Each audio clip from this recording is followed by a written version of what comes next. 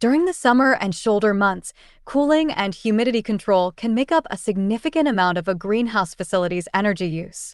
Traditionally, greenhouse operators would heat their greenhouses and open side and roof vents to exhaust humidity from the leaf surface.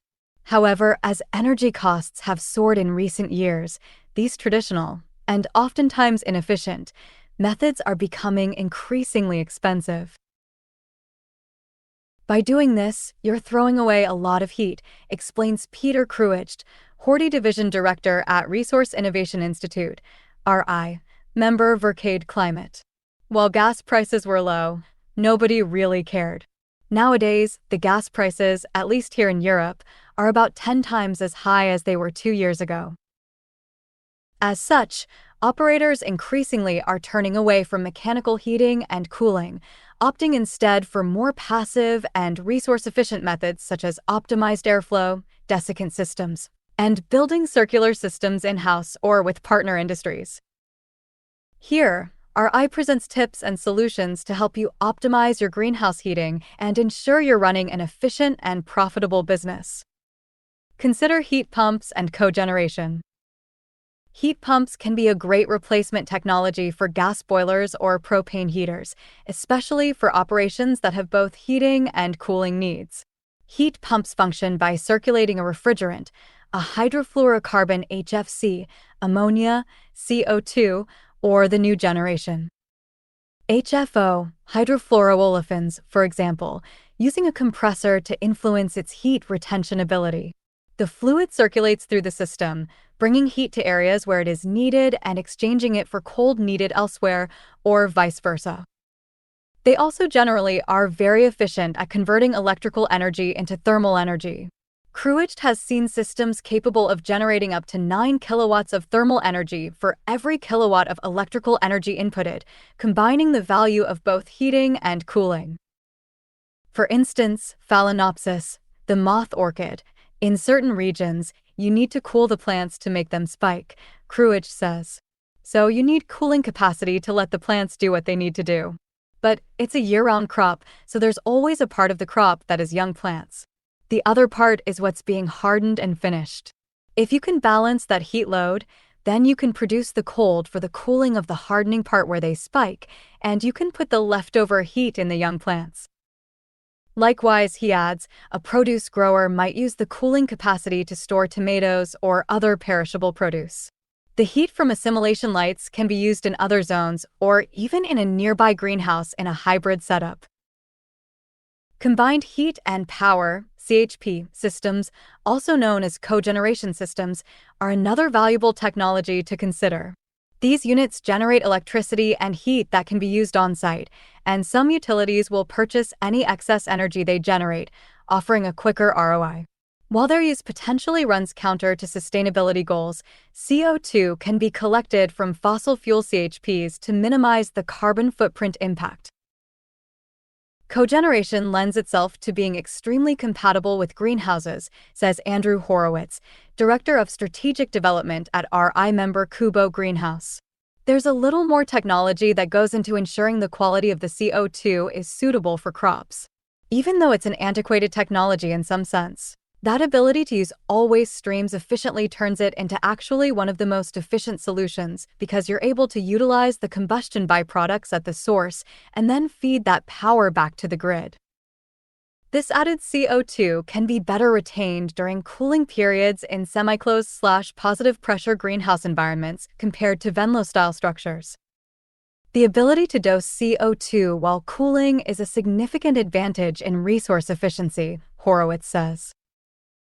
Though a typical Venlo cannot enrich CO2 beyond the ambient level when cooling, it has the advantage of using passive ventilation, which eliminates the energy requirement for exhaust fans and pumps using evaporative cooling systems. Look at alternative humidity and temperature control systems. Higher humidity air requires more thermal energy for it to achieve the desired temperature. By lowering humidity ranges, operators can more easily heat and cool their plant growth environments. Mechanical cooling using traditional HVAC units is not common in greenhouse operations, but with the present gas cost, can be an efficient alternative to burning gas and venting humidity and precious CO2 out of the roof.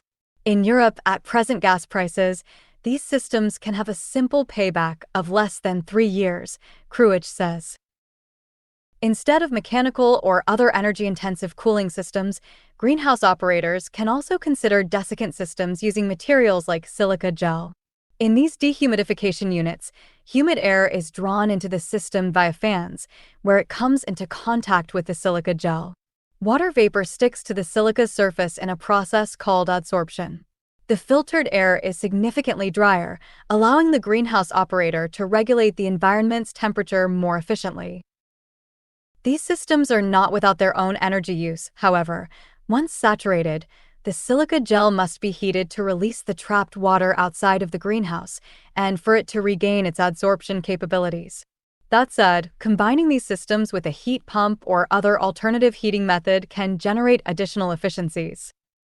Buffer tanks are another effective tool that can help greenhouse growers better manage their environmental control system's energy use. A buffer tank, also known as a thermal storage tank, is a container that stores hot water or chilled water or another fluid for later use. For example, hot water generated during peak boiler demand can be stored and gradually delivered to the greenhouse to prevent the heating system from frequently cycling on and off. The opposite can be done with chilled water. By running your chillers at times of the day where there is less stress on the grid and building up a buffer of chilled water, you can significantly reduce your facility's monthly peak demand while increasing your resilience to extreme climate events. This can also translate to significant savings on your monthly electric bill, which is often based on both total electrical consumption and monthly peak demand, Horowitz says. Build circular systems when possible. Designing a facility where waste or byproducts from one process is used in another is referred to as a circular system. Greenhouse operations offer plenty of opportunities to build circular systems that maximize resource use.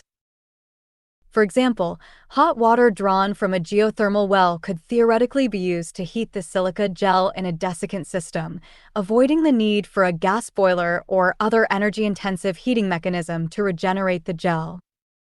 Geothermal wells use hot water located up to 2 miles beneath the Earth's surface. The water coming out can be 200 degrees Fahrenheit, and all one needs is to harvest the energy by pumping that hot water to the surface, Cruich explains.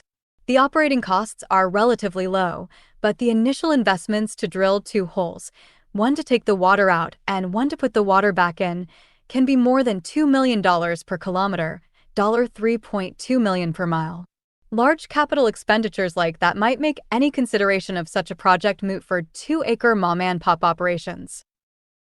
Instead of generating their own additional heat or power, Cruich advises greenhouse operators to look toward neighboring industries to see if there are opportunities to use some of their waste byproducts in their own operations in a partnership that benefits all parties. Both heat and CO2 can act as feedstock for the plants, reducing carbon footprint for the neighboring industry and helping the plants to grow. There is a lot of potential with excess heat from industry, Cruich says. Let's say a concrete production company bakes the limestone into clinker. There's a lot of heat put into the process, and there's a lot of excess heat being generated by the concrete plant, in addition to high levels of CO2, he notes. So there would be a big potential for greenhouses to consume that excess heat and excess CO2 from that industry. Together you are becoming sort of carbon neutral. Allow the plants to do their thing.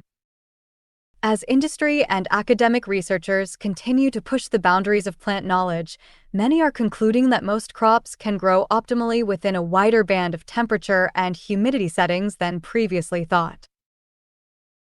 There's been a new trend for a little longer than the past year where growers find that a crop can actually handle quite more than we think it can, Cruich shares. So we also sometimes can just let the plants do what they do. They can take a higher humidity level, they can take more heat, but they can also take more cold. He says he's starting to see operators allow greenhouse temperatures to drop to the mid-50s Fahrenheit overnight in the winter instead of maintaining temperatures within a band of 60 to 65 degree. but then accumulating more solar heat that we get for free during the day, so the average temperature of the crop is still the same. See Table 3 on page 18 of our RI's HVAC Best Practices Guide for temperature and humidity ranges for a variety of crops.